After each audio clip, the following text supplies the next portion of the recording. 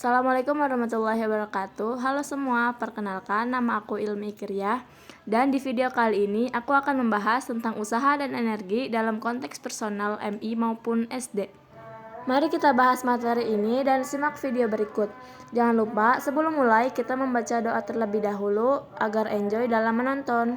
Pembahasan pertama adalah usaha. Usaha adalah adanya suatu gaya yang diberikan pada sebuah benda sehingga benda tersebut dapat bergerak, misalnya didorong, diangkat, dan lainnya.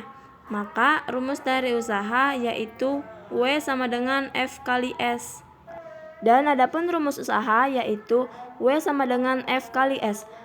Dan contoh dari perhitungannya yaitu seorang murid melempar bola dengan gaya 20 Newton, bola menempuh jarak sejauh 40 meter. Berapa total kerja? Jawabannya adalah W sama dengan Fs sama dengan 20 kali 40 sama dengan 800 Newton per meter. Dan adapun pengertian dari W yaitu usaha yang dilakukan ataupun joule, F gaya yang diberikan ataupun Newton, S perpindahan ataupun meter.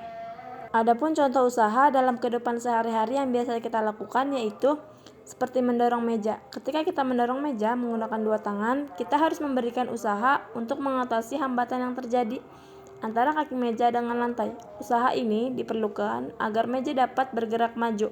Dan ini adalah contoh seorang anak yang sedang mendorong meja dengan kuat agar meja tersebut benar-benar terdorong ke depan dan memerlukan energi dan usaha yang kuat. Dan contoh satu lagi yaitu mengangkat bangku. Ketika kita mengangkat bangku, kita harus memberikan usaha untuk mengatasi gaya gravitasi agar benda tersebut naik ke atas. Semakin berat, semakin besar usaha yang harus dikeluarkan. Seperti contoh tersebut, seorang anak yang sedang mengangkat bangku dan membutuhkan usaha yang sangat kuat dan energi yang sangat kuat agar bangku tersebut benar-benar terangkat. Selain adanya contoh kehidupan sehari-hari dalam usaha, adapun syarat terjadinya usaha.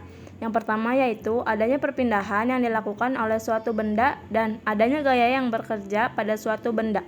Dan ini adalah pembahasan terakhir dalam usaha. Pada materi selanjutnya yaitu kita akan membahas tentang energi. Dalam kehidupan sehari-hari kita membutuhkan energi untuk melakukan aktivitas. Dan jika kita melakukan aktivitas terlalu banyak, maka energi kita akan terkuras.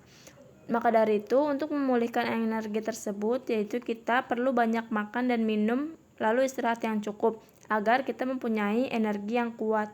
Adapun pengertian pada energi yaitu sesuatu yang sangat melekat dalam setiap aktivitas kehidupan. Secara sederhana, energi dapat diartikan sebagai kemampuan suatu benda untuk melakukan suatu usaha.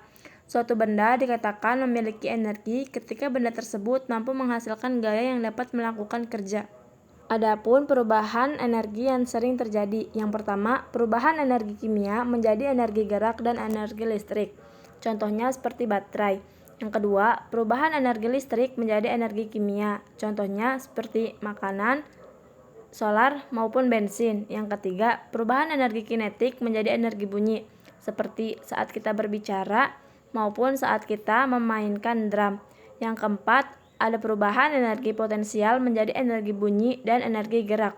Contohnya yaitu seperti buah yang jatuh dari atas pohon. Adapun pembahasan terakhir dalam energi yaitu macam-macam energi. Yang pertama ada energi kinetik.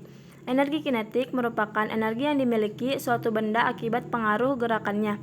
Contohnya, ketika seseorang sedang berlari, maka posisi orang tersebut akan terus berpindah setiap detiknya. Perubahan tersebut menunjukkan bahwa orang tersebut memiliki energi. Yang kedua yaitu energi kimia. Energi kimia adalah energi yang tersimpan secara kimiawi yang biasanya berubah tergantung fungsinya. Contohnya yaitu makanan yang dikonsumsi menghasilkan energi kimia sebagai bekal tubuh bergerak, berpikir, dan melakukan fungsi lainnya. Yang ketiga yaitu energi listrik. Energi listrik adalah energi yang disebabkan oleh benda yang bermuatan listrik. Muatan listrik yang diam ataupun statis dapat menimbulkan energi potensial listrik. Sedangkan muatan listrik yang bergerak atau dinamis dapat menimbulkan arus listrik dan energi magnet. Yang keempat yaitu energi cahaya. Energi cahaya merupakan bersumber dari benda yang menghasilkan cahaya secara alami maupun buatan. Energi cahaya alami misalnya seperti matahari, api, dan bintang. Sedangkan energi cahaya buatan misalnya seperti lampu, senter, dan berbagai jenis sumber penerangan. Energi cahaya biasanya juga menghasilkan energi panas. Sekian materi yang telah kita bahas dari usaha maupun energi pada tingkat MI maupun SD. Terima kasih telah menonton, semoga bermanfaat. Wassalamualaikum warahmatullahi wabarakatuh.